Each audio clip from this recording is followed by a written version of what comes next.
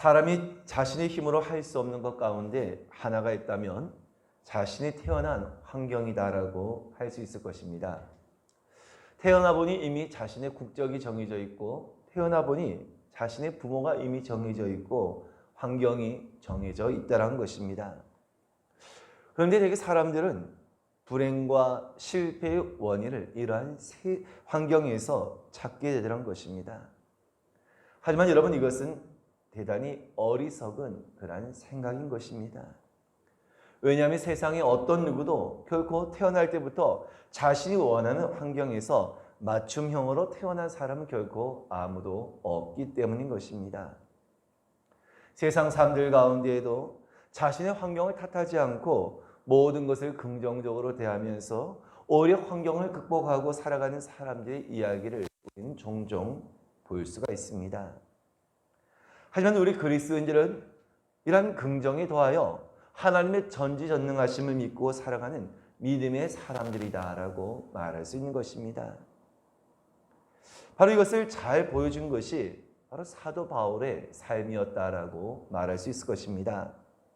바울은 언제나 흔들리지 아니하는 그런 믿음을 가지고 있는 사람이었습니다.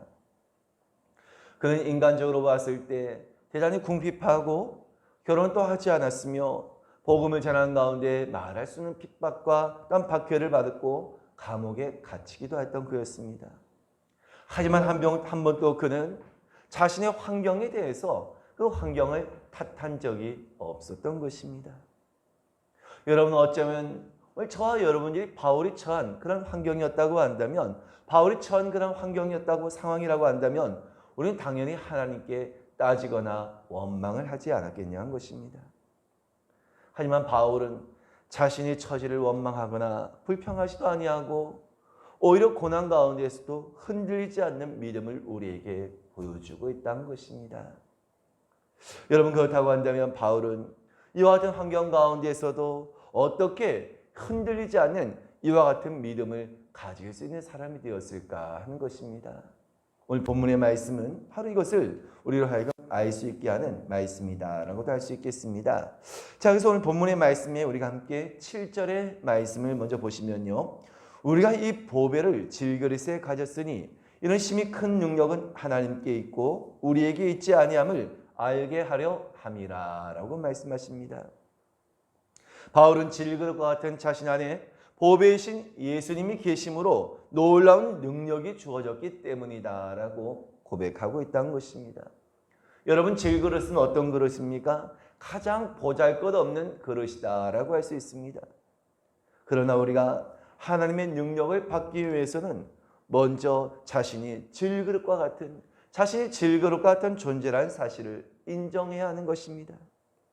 왜냐하면 자신이 그렇게 무능하고 연약한 존재라고 하는 것을 인정할 때 바로 하나님께서는 질그릇처럼 연약한 존재 안에 존귀한 보배를 담아주시기 때문인 것입니다. 여러분, 그렇습니다.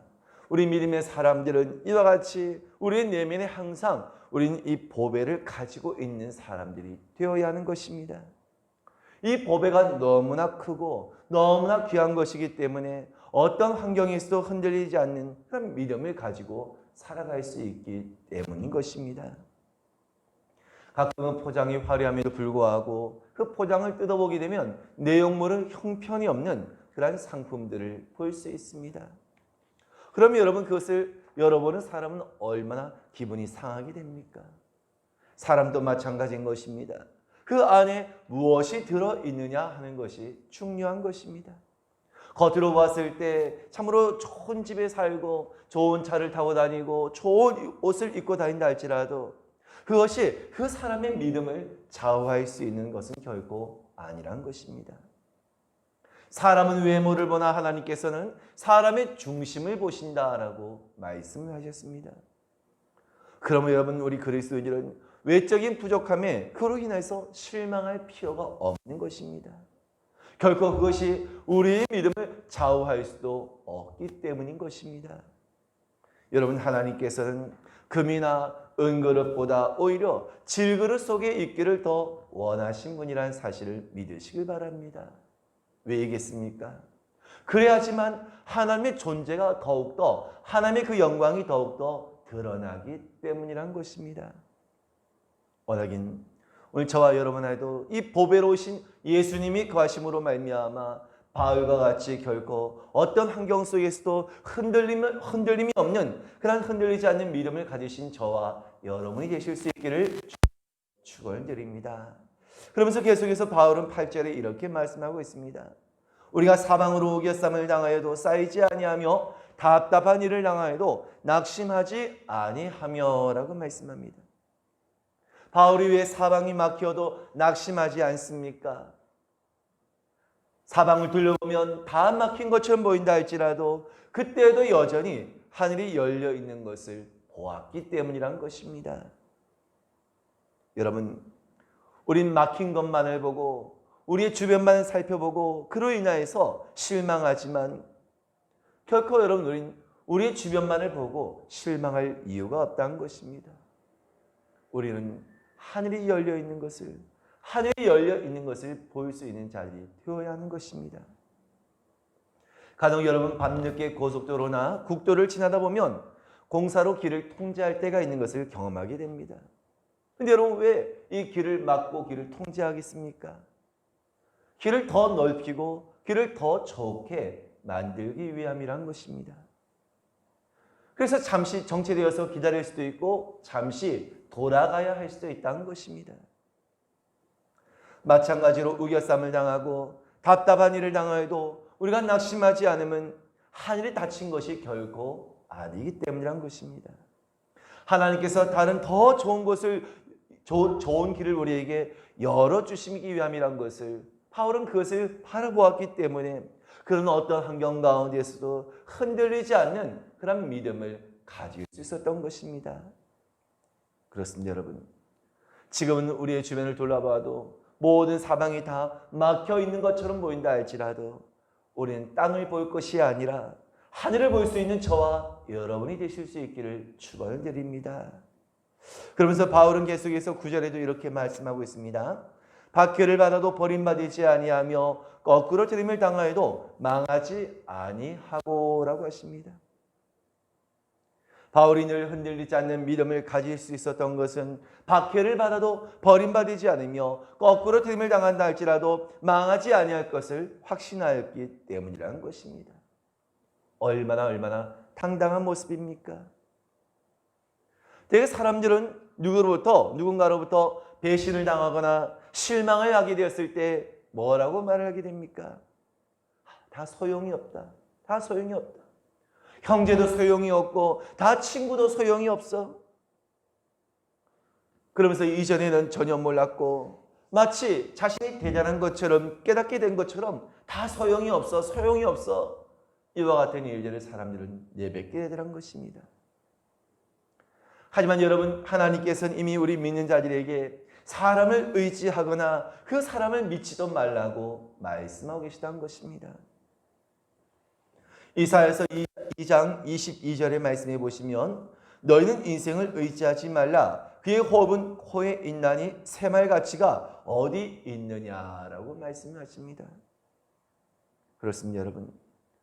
우리 믿음의 사람들은 결코 인생을 의지해서는 안 될 것이란 것입니다. 여러분, 사실 믿는 자에게 형제도 소용이 없어, 친구도 소용이 없어, 이런 말 자체가 우리 믿는 자들에게는 결코 합당하지 않는 말이란 것입니다. 왜이겠습니까? 형제나 친구의 관계는 나의 소용을 위한 관계가 결코 아니기 때문이란 것입니다. 그런데 이것을 서로 이용하려고 한다면 그 관계는 반드시 깨어질 수밖에 없고 실망할 수밖에 없기 때문인 것입니다. 그렇다면 여러분들이 그리스도인들에게 있어서 형제와 친구와 같은 존재는 어떤 존재이냐? 그들은 우리에게 있어서 소용의 대상이 아니라 섬김의 대상이 되어야 한다는 것입니다. 여러분 혹 친구나 형제로 인하여서 너무나 실망하거나 너무나 낙심하신 분들이 계시지 않습니까? 어차피 우리는 이들을 의지하고 이들을 믿고 살아간 사람들이 아니라 하나님을 의지하고 그 하나님을 믿고 살아간 삶이라고 한다면 누가 나를 배반하거나 누가 나에게 실망을 준다 하더라도 그들을 미워하거나 그것에 함몰되어서 살아갈 이유가 없다는 것입니다.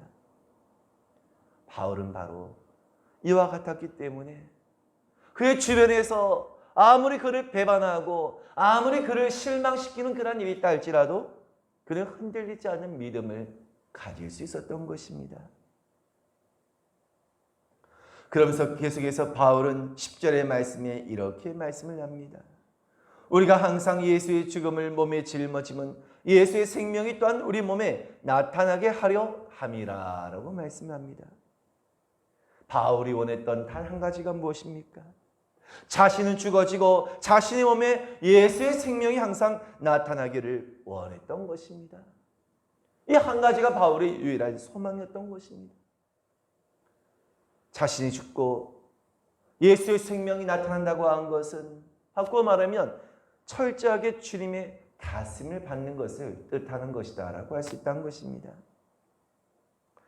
여러분 매일 자신을 죽이며 주님께 자신을 드린 삶을 연습하시길 바랍니다. 이 말은 결국 우리가 철저하게 하나님의 말씀에 순종하는 삶을 살아가는 것을 뜻하는 것이다 라고 할 수 있는 것입니다. 그런데 여러분 실상은 어떻습니까? 우리가 하나님의 뜻을 알고 있음에도 불구하고 그것에 순종한다고 한 것이 결코 쉽지 않다는 것입니다.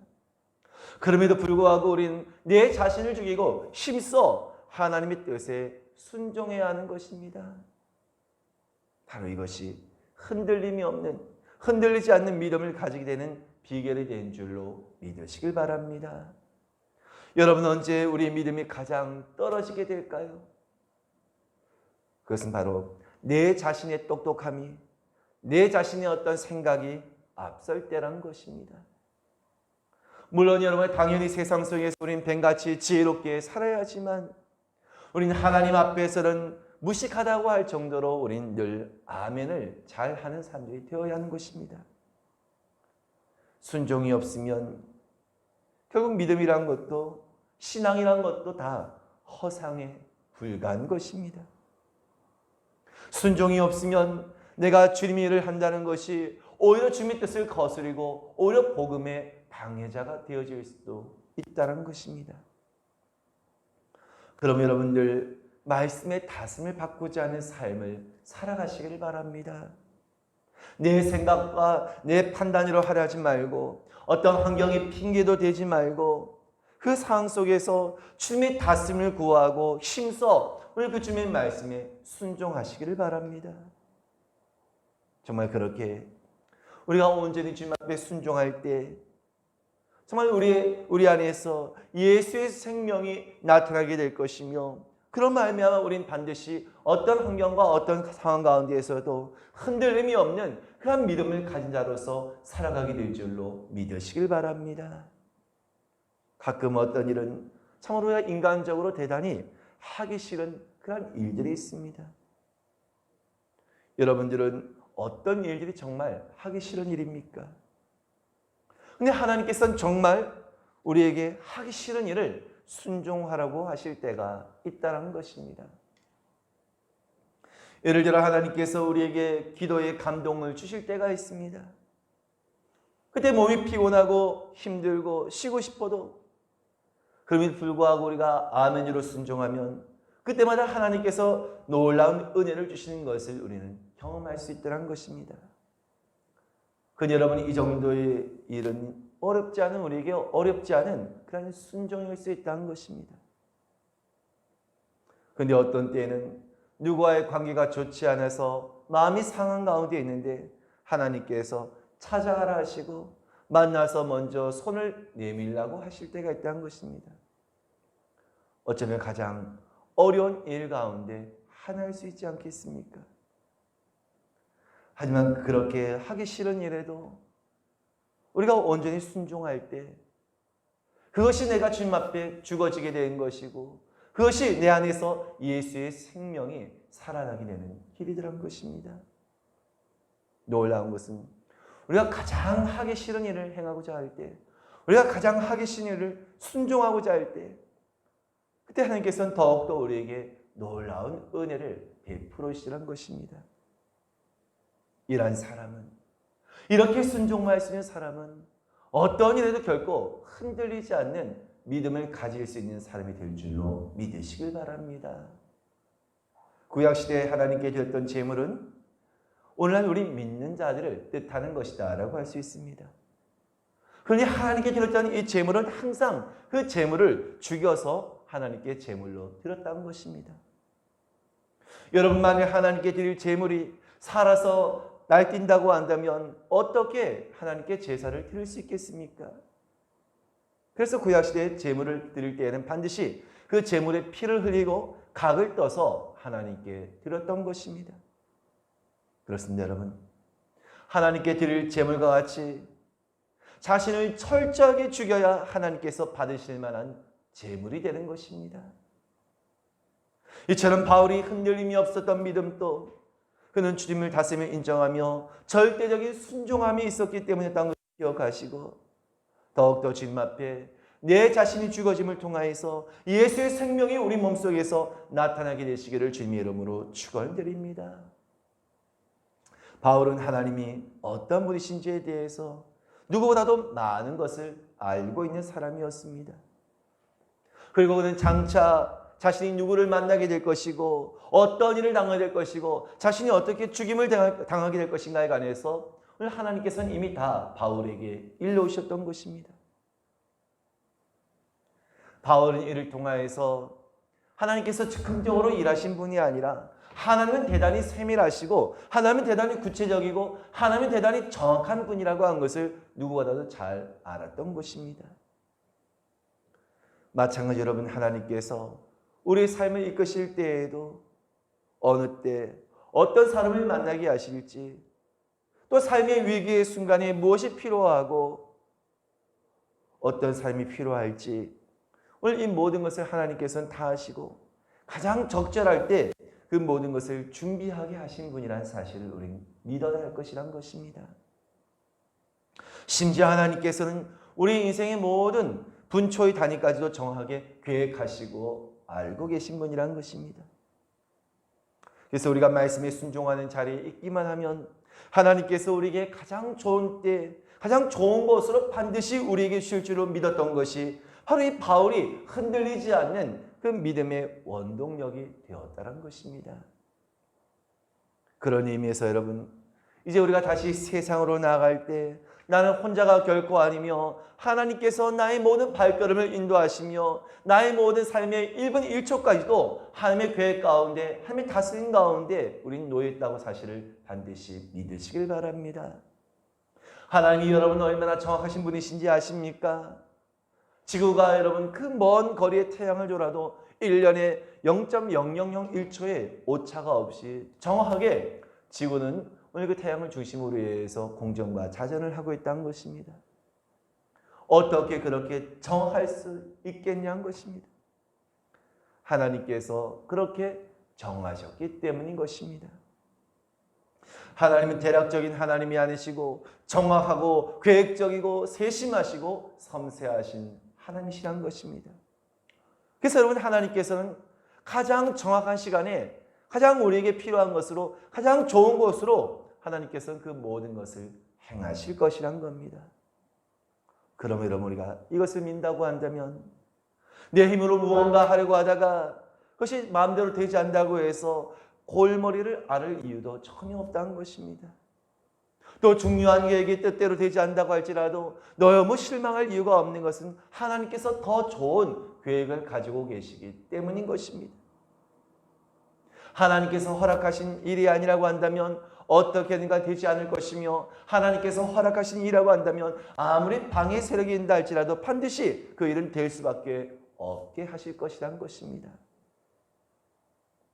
바울은 이처럼 하나님이 정하시기에 우리에게 무엇이 필요하고 누가 필요하고 그 필요한 사람이 언제 적시에 나타나야 하는지도 다 알고 준비하고 계심을 믿었던 것입니다. 이것을 절대적으로 신뢰하기 때문에 바울은 어떤 환경 가운데서도 두려워하지 아니하고 낙심하지 않으며 흔들리지 않는 믿음으로 그의 사명을 감당할 수 있었다는 사실을 여러분 믿으시길 바랍니다. 여러분 룻기서를 보게 되면 룻은 이방 여인이었습니다. 남편을 잃고 아무런 계획 없이 시어머니를 따라서 베들레헴으로 오게 되었습니다. 그리고 그 시어머니를 봉양하기 위해서 밭에 나가서 열심히 이삭을 줍고 있을 때 자신은 몰랐지만 그 룻의 모습을 그 밭의 소유자였던 보아스가 보게 되었던 것입니다. 결국 여러분 보아스의 사랑을 받은 룻은 그의 아내가 되었던 것입니다. 더 놀라운 사실은 이방년이었던 롯이 아무것도 참으로 계획된 것이 없었지만 자신이 그 시어머니를 따라서 베들레헴으로 돌아가게 되었을 때 결국 보아스를 만나게 되어지고 그런 말미암아서 예수님의 족보에까지 그 이름이 오르게 되었다는 것입니다. 이처럼 우리가 믿음으로 살고자 할 때 하나님께서는 이미 저와 여러분을 위한 보아스를 예비해 두시고 우리를 가장 적절할 때 우리 가장 좋은 그때 하나님께서는 우리 앞에 그 모든 것을 드러나게 하실 줄로 믿으시길 바랍니다. 그러므로 우리가 의지할 것은 사람이 아니란 것입니다. 그러면 우리가 우리에게 주어진 어떤 환경과 상황 속에서 절망하거나 실망할 이유도 없다는 것입니다. 흔들림 없이 우리가 그 시간에 흔들리고 그 시간에 낙심하고 그 절망할 그 시간에 우리는 더욱더 힘써 말씀에 순종하는 것입니다. 더욱더 믿음에 서고자 하는 것입니다. 더욱더 주님의 온전한 다스림을 받기 위해서 힘쓰는 것입니다. 여러분 하나님은 막연한 하나님이 아니라 너무나도 정확하신 하나님이신 것입니다. 혹 여러분 이 자리에 계신 분들 가운데에서 내 뜻대로 되지 않는다고 해서 다급하거나 혹시 너무나 실망한 가운데 계신 분들은 계시지 않습니까? 바울도 이 하나님이 어떤 분이신가에 대해서 알지 못했다고 한다면 이와 같이 흔들리지 않는 믿음을 갖지 못했다고 한다면 결코 이방의 사도가 되어서 그의 사명을 온전히 감당할 수가 없었을 것이란 것입니다. 여러분 지금 우리는 그 어느 때보다 믿음의 도전을 받고 있는 시대를 살아가고 있는 가운데 있습니다. 많은 성도들이 코로나로 인해서 여러 사회현상을 통하여서 이념으로 인해서 개인적인 그 위기 앞에 흔들리고 있는 가운데 있습니다. 앞으로 우리 앞에는 분명히 이보다 더한 어려움과 위기의 때가 찾아오게 될 것입니다. 이런 때 우리는 두려워하거나 위축될 것이 아니라 낙심 가운데 절망감이 놓여있을 것이 아니라 늘 우리의 삶과 생명이 가장 정하시고 가장 세밀하시고 그 전능하신 하나님의 손에 있다는 사실을 기억하시고 바울과도 같이 어떤 일에도 결코 흔들리지 않는 믿음으로 넉넉히 세상을 이기며 믿음으로 살아가신 저와 여러분이 되실 수 있기를 주님 이름으로 축원드립니다. 기도하겠습니다.